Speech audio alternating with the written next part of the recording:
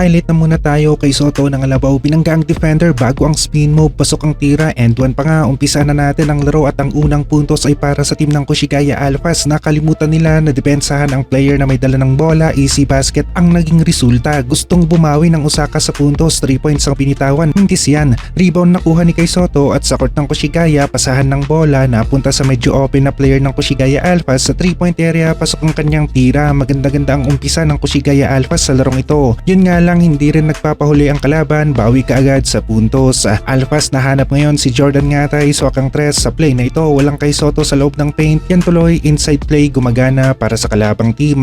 Kitang kita talaga ang butas ng Koshigaya Alphas kapag walang kay Soto na nagbabantay sa loob ng paint. At heto na nga, nalibre ang kalaban pero nagmintis pa. Maganda-ganda ang asinta ng Koshigaya Alphas sa 3-point land. Nakakailan na sila sa umpisa ng quarter na ito. Nasundan pa ng mabilisang opensa para sa Alphas, binato na lamang ang bola sa board at pumasok pa nga. Heto naman ang kalaban, umikot-ikot pa nga bago ang layup. Yun nga lang, nahilo ang bola, mintis ang tira. Minamalas ng konti ang kalaban, nagmimintis ang kanilang tira at Koshigaya naman nakakabingwit ng foul. Yun nga lang, mintis rin ang kanilang mga free throws. May bawi naman ngayon ng Osaka Evesa, natapik ang bola pero na-recover nga rin nila, na-shoot pa nga. Sayang ang tres na ito, niluwa ng ring, rebound ng kalaban tapos Ray tumira ng tres, pasok pa nga. Koshigaya naman nahanap ang libre nilang kakampi, bawi kaagad ang tres ni Ray. Saklap naman nito para sa team ng Koshigaya, foul sa tres, 3 free throws ngayon ang Osaka Evesa. Koshigaya Alphas nagset ng kanilang opensa, pasa dito, pasa doon hanggang sa nakita nga nila ang kanilang open na kakampi sa 3-point area. Pasok yan para sa team ng Koshigaya Alphas. Tira naman ng kalaban sa tres, niluwa ng ring at nagmintis, rebound nakuha ng Koshigaya Alphas.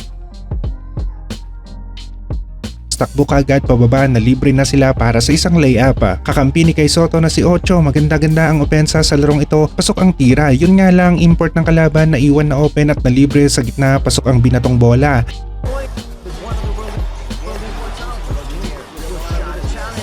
Nakasteal pa nga, puntos naman ng Osaka. May bawi ang Koshigaya Alphas, tumakbo si Clemons, nahanap si Ocho, pasok na naman ang binato sa loob ng paint. Lamang pa rin ang Koshigaya Alphas. Maganda naman ang pagposte ni Kai sa play na ito at nahuli rin ang kalabang import na nakakapit nga kay Kai. Kai naman nagamit rin ng referee ang kanyang pito at sa sumunod na eksena, Koshigaya sa tres ang napiling laro, pumasok ang kanilang binato. Yun nga lang, nadulas pa ang player ng Koshigaya Alphas. Yan tuloy naiwan sa biyahe, na libre tuloy ang player ng Osaka para sa isang nulok layup. Heto na ngayon si kay Soto, binangga-bangga ang kalabang import, kinaladkad ng konti bago bumato ng tira itong si Kai, galawang big man, inside play, Kaiju. At end one pa nga ang resulta. Tignan natin sa replay, 1-2 kaldag lamang si Kai bago umangat. Yan nga lang, free throw ni kay Soto, nagmintis pero buti na lang sa kanila ang rebound. At heto ngayon, ang Koshigaya nakasteal pa nga, tumatakbo, libre ang kakampi sa tres, tumira. Yun nga lang, mintis, rebound ni Kai, tira ni Clemons, wala pa rin.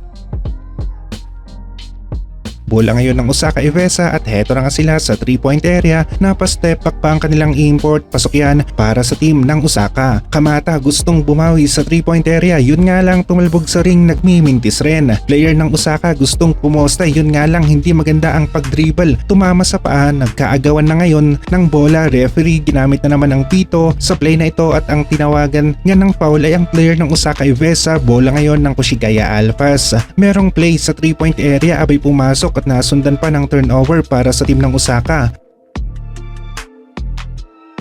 Heto naman si Clemons, pumasok ang kanyang tres, bang sabi pa nga ng commentator. Itong si Kamata kanina pa nga tumitira sa tres, yun nga lang palagi nga ring nagmimintis. Matapang naman ang player ng Osaka sa play na ito. Umatake sa harapan ni kay Soto, nagmintis, bola na ngayon ng Koshigaya Alphas. Kay Soto naman, nasa loob na nga ng paint, maganda ang pwesto at sa pagkakataong ito, referee nagamit ang pito, foul ang tawag sa play na ito, free throw ni Kai. Napapansin natin, medyo hindi maganda sa una pero sa ikalawa abay pumasok na.